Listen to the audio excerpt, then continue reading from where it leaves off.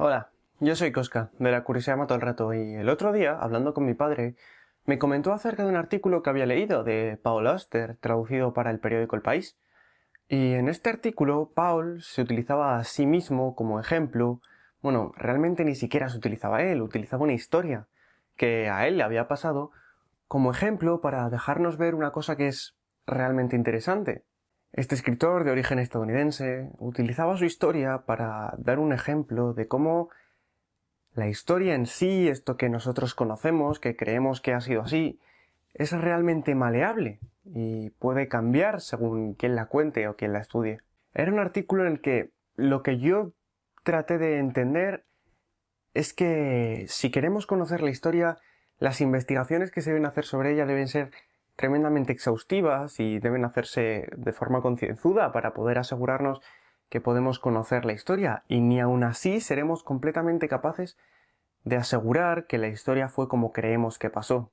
Así que la pregunta de hoy es, ¿de verdad sirve la historia para conocer el pasado? Una vez planteada la pregunta, me puse a investigar, y esto es lo que he encontrado.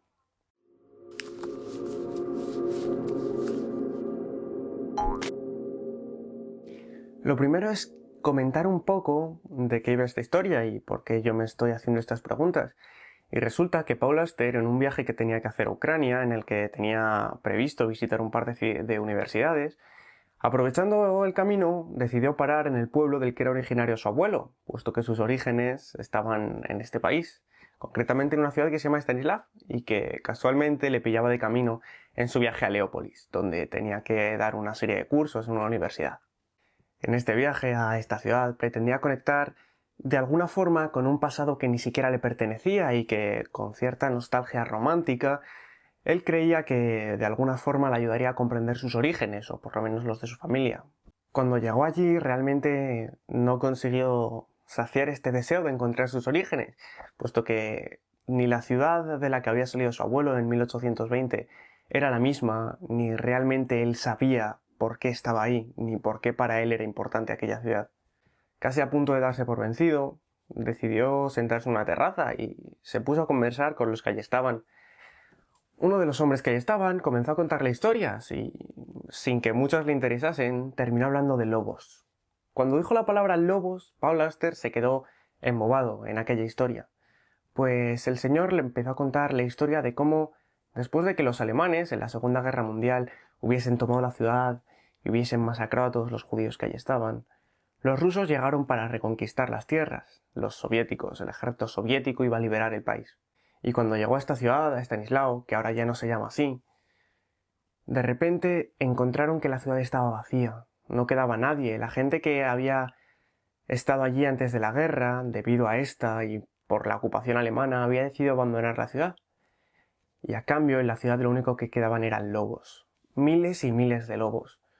Y el hombre decía que cuando entraron los rusos tuvieron que pasarse semanas matando a estos lobos, y se pasaron semanas matando decenas y decenas y centenas de lobos en la ciudad hasta que consiguieron limpiarla de los lobos.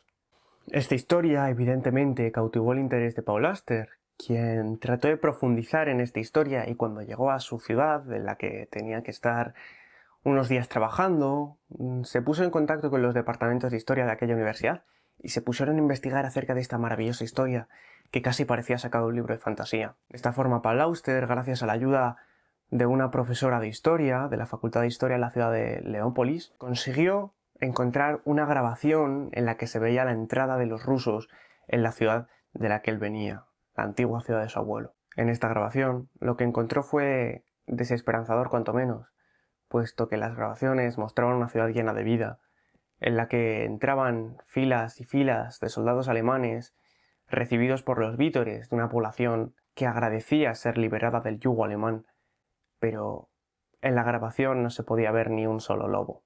Esta historia, que parecía ser la única cosa de verdad que Paul Auster se había llevado de aquella visita a la ciudad de su abuelo, parecía ser también una gran mentira, puesto que todo aquello que él había creído que había pasado de una forma estaba totalmente lejos de la realidad y no eran más que fantasías de aquel pobre anciano. De esta forma es una de las preguntas que hace Paul Auster al principio del artículo, la que a mí más me inquieta, puesto que dice ¿Y qué importa si la historia es verdad o no? Y esta pregunta, para mí personalmente, me resulta realmente inquietante, porque mi mente es una mente muy matemática, muy científica, que intenta siempre dar la respuesta a todo, encontrar respuestas a las preguntas para poder hacer nuevas preguntas. Pero esto de que la historia pueda ser mentira y aún así nosotros la creamos como verdad, me surgió el interés y por eso me planteé esta pregunta acerca de que si la historia podía hacernos entender el pasado o por lo menos conocerlo. Y por eso me puse a investigar y fueron 3 los pensamientos que vinieron a mi cabeza en aquel momento. El primero está relativamente cerca de la historia, tanto geográficamente como temporalmente, puesto que recordé una historia que yo escuché cuando era pequeño acerca de Stalin y la Gran Purga.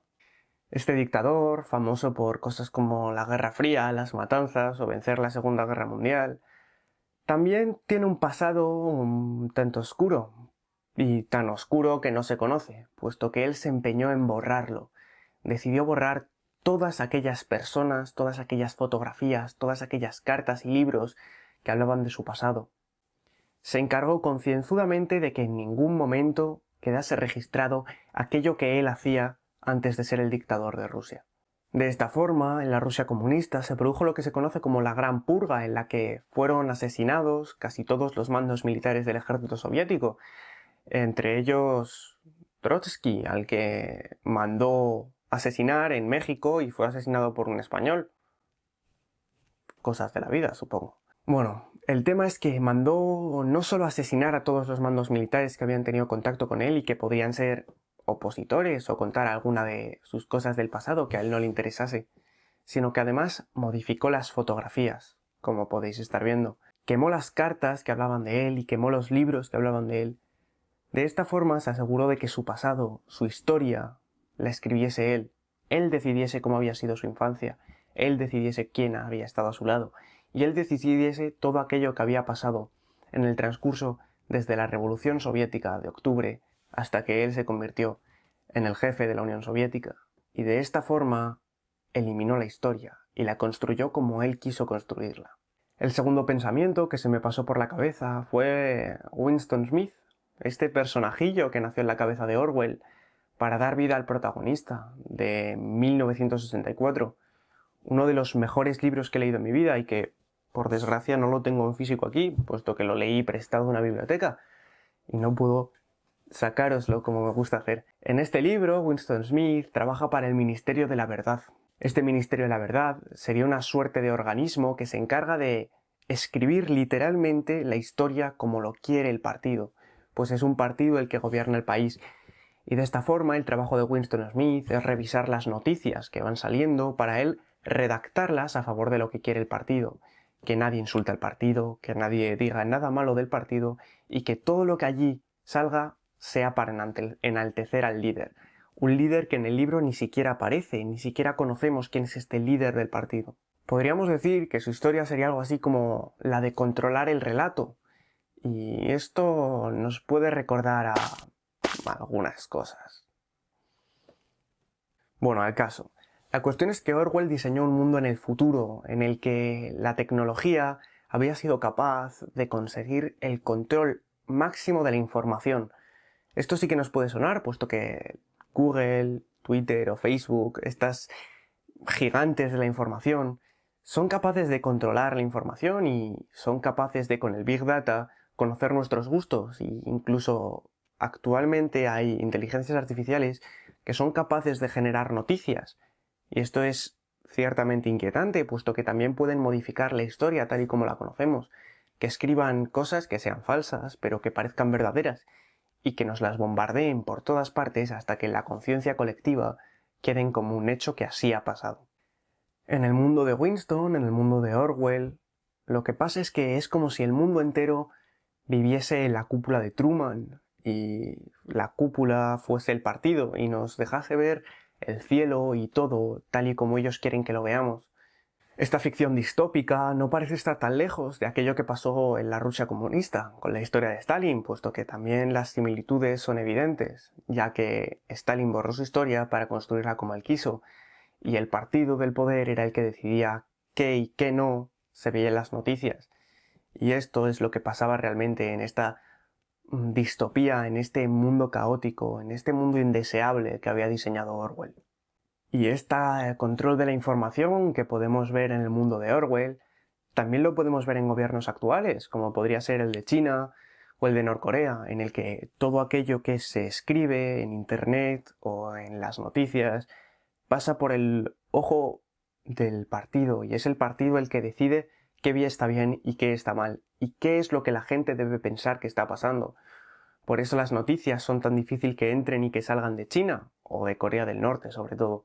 El último de mis pensamientos fue a parar a una edad un poco anterior, en concreto a aquella historia que no tenía documentación gráfica ni documentación como tal, sino que todo lo que tenemos son escritos, puesto que no había ni fotografía, ni vídeo, ni grabación de audio.